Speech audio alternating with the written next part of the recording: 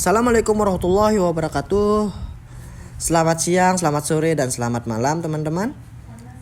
Saya atas nama Bayi Aulia Adara Sifa dengan NIM B0 D025 dengan kelas D3 Agribisnis Peternakan. Saya ingin menyampaikan hasil survei saya dengan pemahaman aspirasi mahasiswa dalam dunia peternakan. Baik, tidak perlu panjang-panjang. Di sini kita geser dulu ya. Kita ke pendahuluan. Bagaimana pendahuluan? Pendahuluan tentang survei yang saya lagi kembangkan di sini, aspirasi mahasiswa dalam dunia peternakan tersebut, yaitu peternakan merupakan salah satu sektor paling penting dalam perekonomian Indonesia karena lebih umumnya sektor peternakan itu lebih umum. Contohnya kita kontribusi signifikan pada produksi daging, contohnya nih kawan-kawan, seperti susu. Contohnya kalian beli susu di Alfamart juga dari susu sapi mungkin ya, susu apa, dan produksi lainnya kambing, seperti ayam adalah beberapa contoh hewan ternak yang paling banyak dipelihara di Indonesia. Namun peternak juga menghadapi beberapa tantangan nih kawan-kawan. Umumnya tantangan tersebut adalah nih ya, seperti penyakit hewan, penurunan populasi, dan isu lingkungan. Untuk memahami lebih lanjut tentang peternakan di Indonesia, perlu diketahui tentang beberapa aspek yang terkait dengan hewan ternak, seperti jenis hewan ternak ruminisia dan non-ruminisia. Dan populasi hewan ternak berikut adalah beberapa pertanyaan yang dibahas terkait peternakan di Indonesia. Nanti kita berikan 10 pertanyaan. Nanti saya akan menyampaikan 10 pertanyaan yang umum di Indonesia yang saya akan jawab nantinya ya. Kita lanjut ke metode penelitian. Metode penelitian adalah menggunakan metode survei dengan memanfaatkan era digital yang saat ini. Media digital merupakan Google Form sebagai instrumen pengumpulan data. Survei ini berisi 10 pertanyaan seputar pengetahuan dasar, pengalaman responden berasal dari 2 kelas, yaitu kelas A dulu dengan 33,3% dan kelas B sebanyak 66,7% dengan total 3 orang partisipan.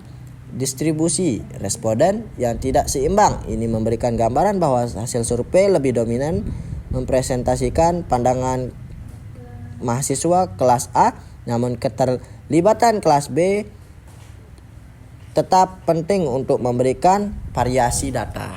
Baik, kita ke tabel di sebelah kiri ini ya kawan-kawan.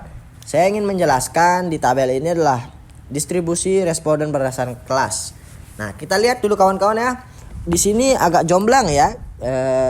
Dari kelasnya si B ini sebanyak 66,7% dan kelas A sebanyak 33,3%. Di sini kita memiliki 3 jawaban. Mayoritas responden sebanyak 66,7% berasalkan dari kelas B, dan responden dari kelas A sebanyak 33,3%.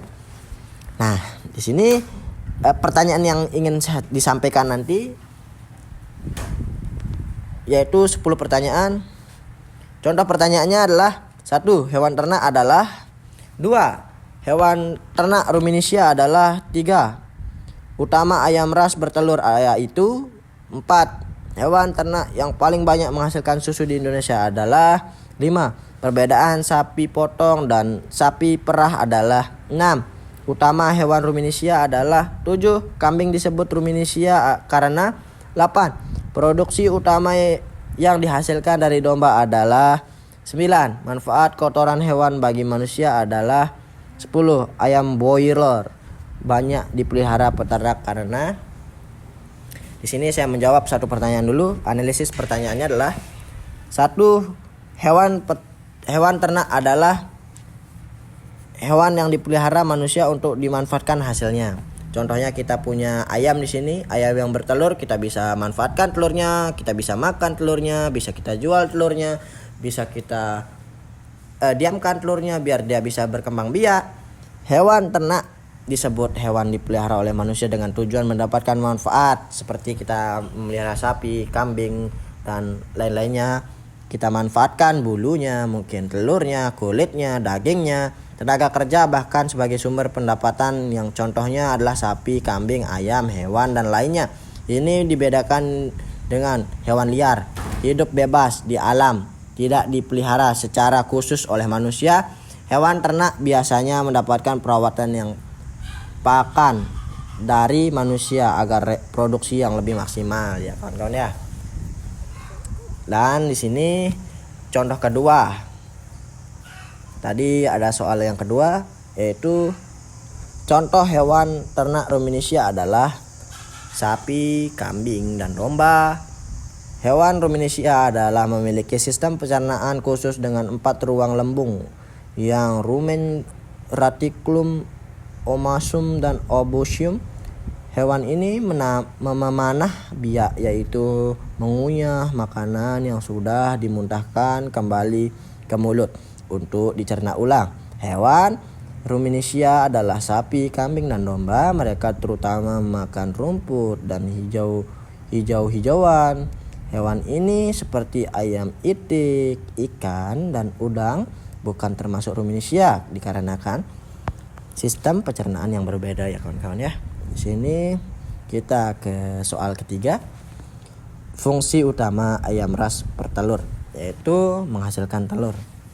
Penjelasannya gini ya. Ras bertelur dikembangkan secara khusus untuk menghasilkan telur dalam sejumlah banyak dan secara terus-menerus. Ayam ini biasanya memiliki tubuh yang lebih ringan dibandingkan ayam berdaging, dan fokus produksinya adalah pada kualitas dan kuantitas telur, bukan daging. Sebaliknya, ayam broiler adalah ayam yang dibangun untuk menghasilkan daging, dikhususkan untuk menghasilkan daging ya, ayam broiler. Pertanyaan 4, yaitu peternak yang banyak menghasilkan susu di Indonesia adalah sapi perah, ya kan kawan. Sapi perah adalah sapi yang dibudidayakan untuk menghasilkan susu sejumlah besar di Indonesia. Sapi perah merupakan sumber utama susu segar yang digunakan konsumsi langsung, diolah menjadi susu lain untuk seperti keju, yogurt, dan mentega. Kambing dan kerbau juga bisa menghasilkan susu, tapi namun produksi susunya lebih sedikit dibandingkan susu perah, ya kawan-kawan. Dan di sini pertanyaan kelima, yaitu sapi potong. Sapi perah adalah sapi potong menghasilkan daging, sapi perah menghasilkan susu. Lebih simpelnya seperti itu. Penjelasannya ialah sapi potong adalah pemeliharaan daging yang sehingga tubuhnya lebih besar dan berisi, sedangkan sapi perah, sapi yang dipelihara dengan produksi susunya jenis memiliki produksi susu lebih ramping dibandingkan sapi potong. Keduanya tidak menghasilkan wool atau bulu ya, tidak seperti domba atau tidak seperti kambing gitu, lebih tebal kan bulunya. Nah, memiliki wool yang tidak seperti domba gitu ya. Nah, kita lanjut ke pertanyaan ke-6. Makanan utama hewan ruminisia adalah rumput dan hijau-hijauan. Seperti hijau-hijauan, bisa kalian tahu lah hijau-hijauannya apa ya.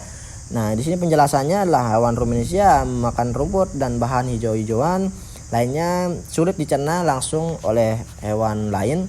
Sistem pencernaan mereka memiliki khusus kemungkinan fermentasi yang di lambung bagian remen sehingga tidak menguraikan selulosa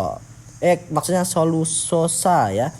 Tumbuhan yang serangga dan ikan bukanlah makanan hewan ruminisia dikarenakan hewan adalah pemakan tumbuhan. Baik, langsung ke pertanyaan ke-7. Kambing disebut hewan ruminisia karena punya sistem 4 lembung dan memanah biak. Maksudnya penjelasannya gini ya. Kambing memiliki sistem pencernaan terdiri dari 4 lembung dan membantu proses pencernaan makan berserat tinggi seperti rumput, daun-daunan. Proses ini melibatkan memanahnya biak, yaitu mengunyah makanan yang dicerna sebagian agar pencernaan lebih sempurna. Baik, ke pertanyaan 8. Manfaat kotoran hewan bagi manusia adalah dijadikan pupuk organik atau biogas. Banyak kita melihat bahwa pupuk yang sering kita lihat ialah dari kotoran sapi. Bisa jadi kotoran sapi yang udah kering bisa kita pakai untuk menjadikan pupuk supaya lebih bagus untuk pemahaman tanahnya. Kotoran hewan banyak digunakan sebagai pupuk organik, yaitu nutrisi yang menyuburkan tanah. Itu kotoran ini juga bisa diolah biogas dikarenakan bisa sebagai sumber energi alternatif untuk memasak penerangan. Kotoran bukan dijadikan pakan ternak atau bahan bangunan secara umumnya. Oke. Baik, kita ke pertanyaan 10. Baik. Pertanyaan 10. Di sini ayam broiler dipelihara peternak karena pertumbuhan cepat menghasilkan daging dalam waktu singkat. Penjelasannya gini ya. Ayam broiler dikembangkan untuk pertumbuhan cepat menghasilkan daging dalam waktu yang relatif singkat, bisa 5 atau 7 minggu siap panen. Hasil membuat efisien ekonomis untuk peternakan. Sebaliknya ayam bertelur dipelihara produksi telur pertumbuhan yang tumbuhnya lebih lambat. Baik.